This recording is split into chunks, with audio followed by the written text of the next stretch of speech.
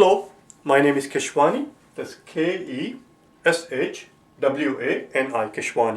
I have been solving math problems for GMAT out of this book here, the GMAT review, the official guide. If you do not have this book already, purchase one immediately. You will find it at mba.com. The problem that I'm about to solve is the one that you will find on page number 179, problem solving number 201. Let's take a look at it. It says if the sum of the n consecutive integers is 0, which of the following must be true? All right, let's make a note here. The sum of n consecutive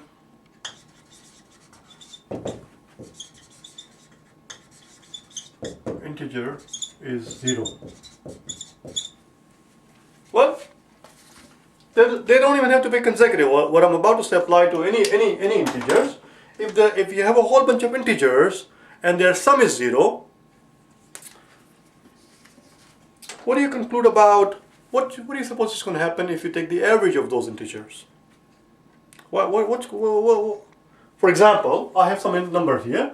Let's say 3, 9, and negative 12.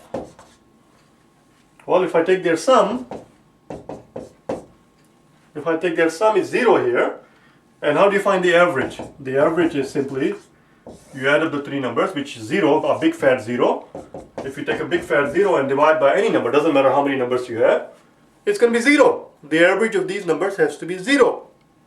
If I'm told that I have n consecutive, what is it that we are told? We are told that we have n consecutive integers that add up to 0. Well, if they add up to 0, their average has to be 0 regardless of what they are, which is what the third statement says. Statement number 3 says the average of the three number has to be 0, which is true because the most important word, what is the most important word here? The most important one word in this question. I'm going to read again and see if you can spot one most important word. It says, if the sum of n consecutive integers is 0, which of the following must be true? Can you tell from my tone, from my pitch? The most important word is must. We're looking for something that has to be true all the time.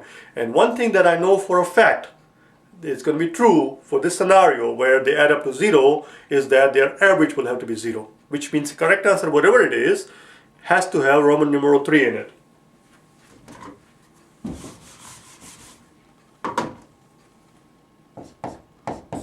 The average is going to be 0. The average of these numbers has to be 0, which is true. So let's look at the answer choices here.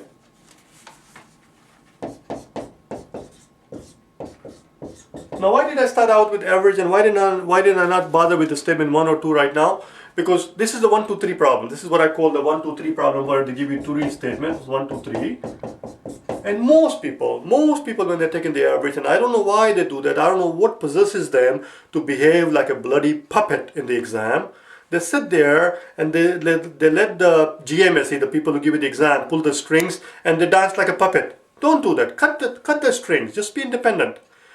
What I mean is that when they come across 1, 2, 3 problem, most people sit there and start with the statement 1. I do not know why. And when I ask them, why did you start with statement number 1?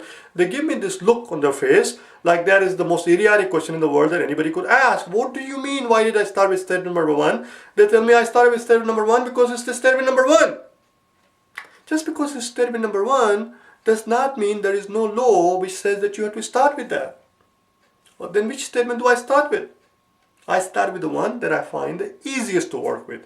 In a 1, 2, 3 problem, usually there is one statement which is the easiest one by definition. If there are 3 statements and they are all of the different difficulty, then by definition it is a tautology. By definition, one of the statements is the easiest one because they are of different difficulty level. So I start with the one that I find the easiest one. Which is the one that I find easiest? Well, it depends on the question. Sometimes statement number 1 is something that I find easiest to work with. Sometimes the second statement that just looks too simple to me and I start with that. And sometimes the third statement. Here the third statement jumped at me. That's too obvious. If the sum of the integer is 0, their average would have to be 0. It just jumps at me. It has to be true. So I start with statement number 3. So now I know statement number 3 is true. I'm going to go through now. So that's another mistake.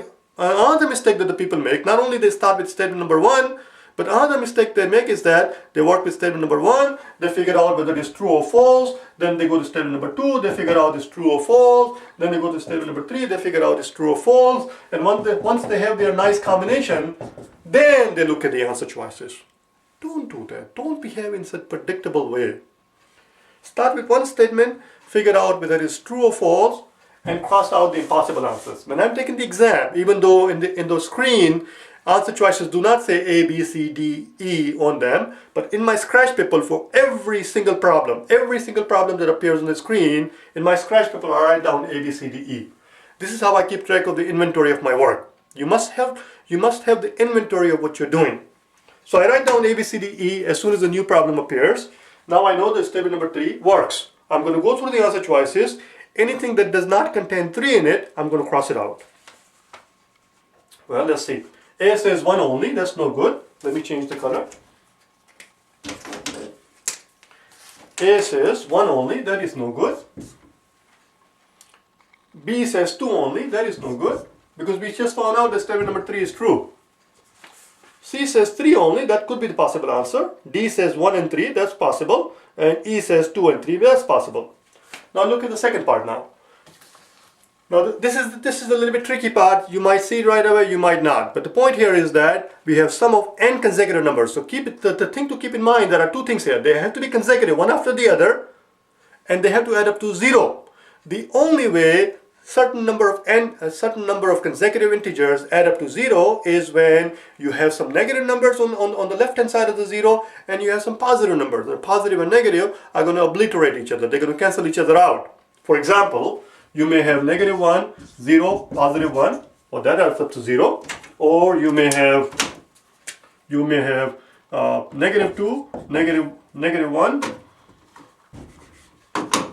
negative 1, 0, positive 1, and positive 2, or you may have negative 3, negative 2, and negative 1, 0, positive 1, positive 2, and positive 3, and so on and so forth.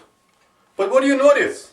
What do you notice? You cannot have one more number here. If you had one more number, the sum of this series would have been negative 4. You cannot have a 4 here and no 4 here. If you had a positive 4 there, the sum of the series would have been 4.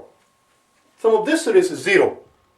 They're consecutive integers and they add up to 0. The only way they're going to add up to 0 is that you have the equal number of negative numbers as the positive numbers. And since you have a 0 in the middle, you have to have odd numbers of numbers. 3 on this side, 3 on this side, plus a 0. You have 7 numbers, 7 integers.